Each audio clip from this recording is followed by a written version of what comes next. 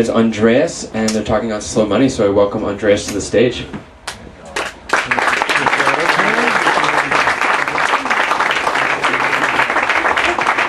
And we're clapping, but I don't see Andreas. I'm right here. Oh, apologize about that. Thank you. And the clicker's just in the speaker.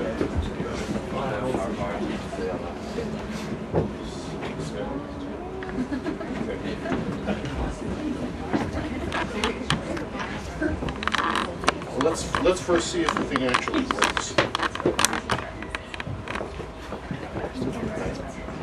This one here. Yeah. Ah, it works. Scary. Okay. Hello, everybody. My name's Andreas Gruenberg, and my wife and I own a small, very small farm called Greens, Eggs, and Ham. My topic today is to talk about CSAs. Does anybody here know what a CSA is, or is a member of, or has been? Okay, a good chunk of the audience. So I'm going to talk a little bit about CSAs and the concept of slow money, which is related to CSAs. It's on a much larger scale. So this is an aerial shot of our farm. In today's world, this is a very, very small farm. The average Albertan farm is 150 times larger than what we own. Just to put that in perspective. So this is a very, very tiny operation. So we have a 10-acre farm. It's known as an acreage in lending terms. So you can already see, if you've ever been out in the lending market, then you understand that this is a very difficult type of a business to actually capitalize properly and to make move ahead and to do the things you need to do on a farm. It's in Ladue County, and our specialty is odd, unusual, heritage, and healthy products. So we do a whole bunch of really neat, unusual things. Anything from greens to vegetables to specialty potatoes to duck eggs to duck to goose to guinea fowl, Cornish game, hen, turkey, and a whole line of processed products of duck and turkey. So at any one time, we're probably developing and selling 100 to 150 different products, all off of that 10 acres. We work with a restaurant trade. That was our original start, so that's where all of these specialty items came from originally. And we spend a lot of time at farmers markets now. That's actually a growing part of our business. And we're based in Edmonton, but we also market here in Calgary, into the Rocky Mountains, so we're sort of all over the place. And for a small farm, that's a challenge. And we have no off-farm income. And to put that into perspective, I read a statistic that 90% of North American farms require off-farm incomes to actually survive. So we're an exception. So we've got 14 years of experience doing this, and we have a reputation for quality and uniqueness. We have growing sales and production, and we're never able to fill demand, but we're always on the financial edge. And this limits us from doing what we really want to do. We can't borrow a dollar. So part of that is reflective of chronic problems that we have with our lending system because of how it's been set up due to historical situations in terms of what agriculture really has been. So we're sort of on the fringe of agriculture, and this makes it a challenge. And I'm not here to gain sympathy for myself because we work our way through this. But the issue is about a local food system. If we truly want a local food system, and there is a grassroots movement, it's developing more and more all the time, then these issues of how do we finance small farms need to be addressed at some point.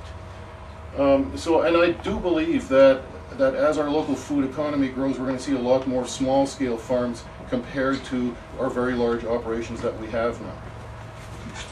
And they're going to be in the same position. They can't borrow money.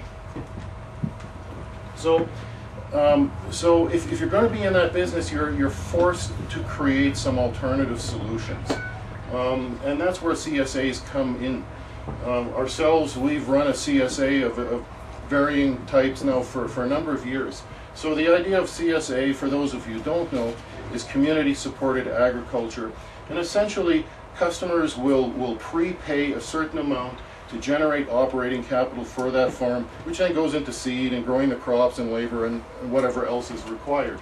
And then in return, the participants in the CSAs, the members, receive a crop share, some call it a food basket, something along those lines, and hopefully the operation is still in business and can move ahead, and everybody benefits. So it's some form of community support, each working for the other. There are some challenges with a lot of the conventional CSAs as they're structured, at least from our perspective, because a lot of them are often seasonal because they're mainly vegetable related. So, so there are some challenges there in terms of the actual businesses, because what happens when the season's over and there's no more cash flow? And so for some farms that becomes a continuing challenge, because in the winter they're bleeding to death financially, and they're barely able to move ahead. In a lot of cases, the food basket programs, you have pre-selected items. And so for some people that works great, and for others it doesn't. And the joke I like to make is, well, we had a bumper crop of kale, guess what you're getting? 30 pounds of kale in your basket, you know? So those type of things could happen. So the question is, you know, do you want those things? So, you know, for some people it works great, and for some maybe that's not exactly what they're looking for as participating in a CSA. And in a lot of cases, if you go on vacation, that weekly basket gets forfeited. And if you donate that, I guess, you know, for your own perspective, that's great too. Charity is good. However, you have to evaluate that in terms of the overall value of how you structure a CSA. So our version is a little bit different, and that's part of the reason I'm here to talk about it. We call it a futures program. It's also based on prepayments, but I call it a renewable year-round self-directed CSA. Yeah, almost an RSP. I don't have any of those, by the way. And it comprises our entire product line. So you have greens, vegetables, eggs, any of the meat items. And they're renewable payments. So the payments are often small enough that a lot of people can afford them instead of just a once upfront payment. And then they renew any time as they like. And they select the dollar amounts as they like, or what they are able to afford. And this gives our members pre-order privileges, because we do so many products. Some of the products that are in greater demand, we have lower supply on. So if you're a member of our CSA, you have first choice. And our members, basically, they can pre-order, but they'll shop at the market when they want. So they're not specifically getting certain items at a certain time. They decide when they want them. And they get weekly email updates on their account status. So if they've come to the market, picked up some products, we have a record of that. They get a weekly update. They know what they've taken. They know where their account stands. They get a little bit of farm news. They kind of have a continuous connection with what we're up to and what we're doing. And prepayments never stale date. So what that means is, I'm going out of the country for half a year. What happens to my CSA payment? Well, you gave us the money. We've used the money. It's your money. Until it's fully drawn down, that money stays active. So there's no stale date on any prepayments. Ooh. Okay. I have some brochures for those that are available. I'm not going to talk about the different levels. Not enough time. Maybe after, no, it's the other one. After the meeting, if you're interested, I do have some brochures here. Okay. Overall farm concept is CSAs help to create cash flow, but they're not the total solution. We need to do something else, because most farms need hundreds of thousands of dollars to truly develop to where they can go. The infrastructure, everything else that's involved over time takes a lot of investment, even a small operation. And as I said before, off-farm income is not a solution, because it just prevents you from working on that farm and making it go where it's supposed to go. So we know we need long-term policy changes, but until that happens, what alternative is there? The alternative is slow money as we see it. Slow money is a movement that started in the States about 5 or 6 years ago. And the fellow who started it, Woody Tash, basically had developed this philosophy that if we're going to invest money, why don't we invest as if food, farms, and fertility matter, and do it on a local basis. This has been really working in the United States. We stumbled across it, and we saw this as a potential solution to our own situation, but also to other small farms that we knew were in the same situation as we were. So we've created a Slow Money Alberta program. Consider it an advanced CSA on a much larger scale. So the question about doing slow money in Alberta, so we then created our own plan. We tried to capitalize a good part of our requirements by essentially collecting a group of what we call slow money team members that would contribute, in this case, $10,000 over a 5-year period, and their repayment was based on a combination of food, percent return, and a repayment on a monthly basis.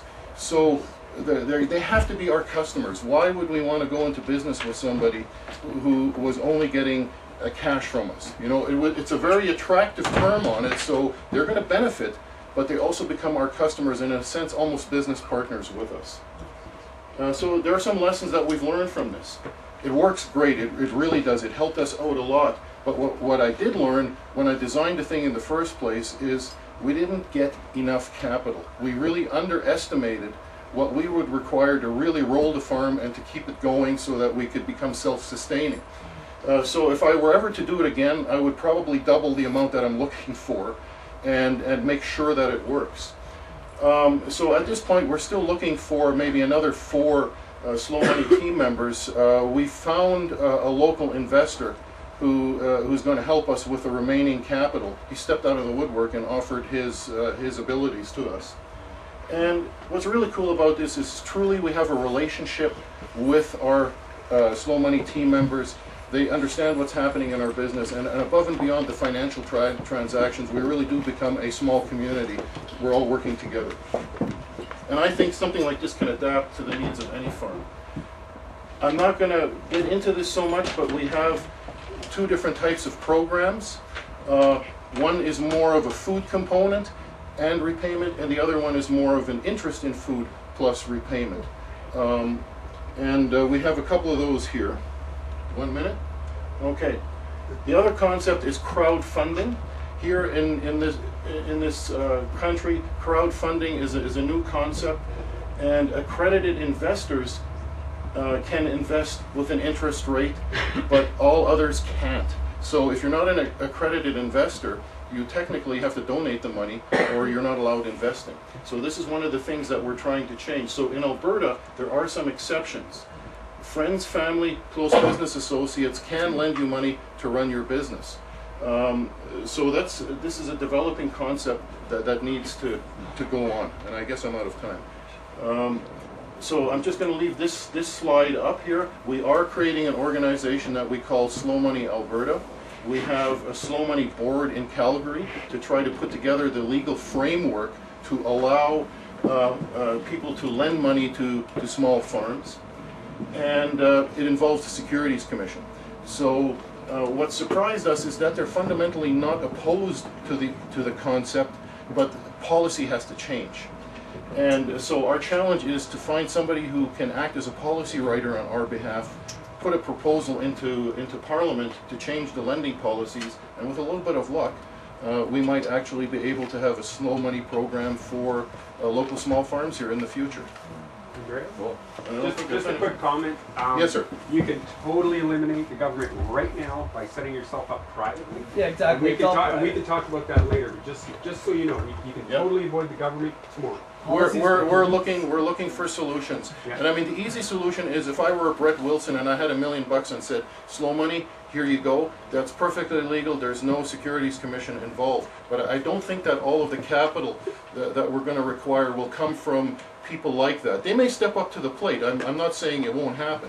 But I also see that capital is going to come from smaller individuals. They might have $10,000, for example. So unless we have a relationship with them, that's not legal at this point. So ideally, it is like if it's brought into a private relationship through solicitation contract. We can private, yes, but on a larger scale. You know, if we bring 50 people together, that gets a little bit complicated. No, if you have all your agreements in place, they cannot go in. I could teach you. I'll give you my card. Okay. We'd like to talk about this, but I know our group has looked very, very heavily at this, and so there are some challenges for us to really put this all together. So in any case, thanks. I wish I had a little bit more time, but appreciate you.